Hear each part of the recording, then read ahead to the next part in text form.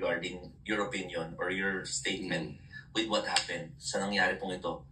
Ano pong pinaka dahilan dito? Alam niyo, ako po ay naguguluhan sapagkat kapag pinakinggan mo po ang opinion ng mga abogado, talagang kanya-kanya silang naratibo. Kasi ganyan naman ng batas Depende sa pagkaka-interpret mo. Ngayon, may depensa yung isa, may opensa yung isa, may opensa yung isa, may depensa yung isa. Pagka inabsorb mo lahat yon, malamang masiraan ka ng ulo. Kaya doon na lang po tayo sa realidad. Ano ba yung realidad? Isa lang po ang realidad dyan.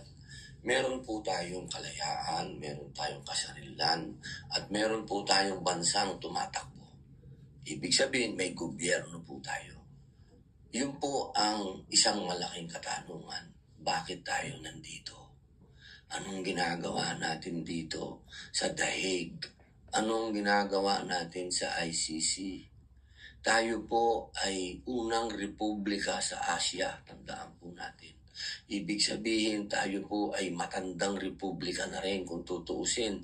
Tayo po ay matagal nang umaandar ang ating gobyerno. Inaamin po ba natin na wala tayong gobyerno ngayon at kailangan natin ng tulong ng mga tiga-Dahig patungkol sa batas? Huwag na po tayong matalinuhan dito. Tanong na lang po natin sa inyo, bahay nyo.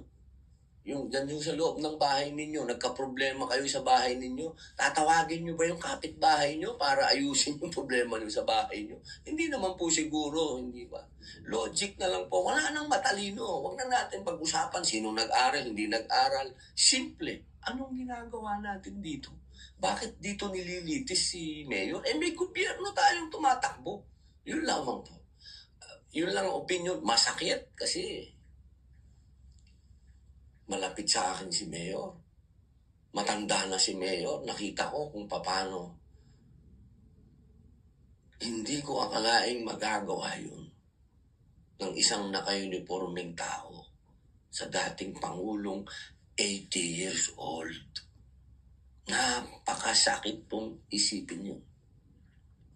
Ang pinangarap po natin kasi sa loob ng 2 linggo na yun, kasama natin si Digong na uuwi. Kasi hindi po tayo naniwala na magtatagal po siya dito. Kapag pinakinggan po natin kasi ang mga nangyari sa Pilipinas, yung hindi makatao na nangyari sa kanya, naniwala po tayo na bilang ang Dahig ay sentro ng human rights. At nandito po lahat ang karamihan ng mga leftists na sinasabi po natin naniniwala sa karapatang pantao,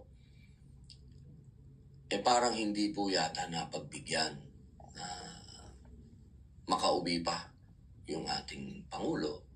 Just to clarify, yun po yung reason kaya po kayo kasamang nagpunta dito days after Hope na dinala po dito sa dating Pangulo. Ayun po, naniniwala po kung uuwi si Digong. Sa haba po ng lecture sa akin ni Attorney Harry Roque na patungkol sa ICC dahil sila po ang gumawa niyan yung patungkol sa kung ano yung susundin nilang patakaran dyan. Kasama po si Attorney Harry dyan na gumawa. Sa kanyang pagpapaliwanag, talagang illegal ang ginawa sa Pangulong Rodrigo Roa Duterte. Kaya hindi imposible na mapauwi. Kasi hindi nga po nasunod yung due process. Kaya ako po'y umasa. At sa gabi nagdarasal na kasabay ko siyang uuwi.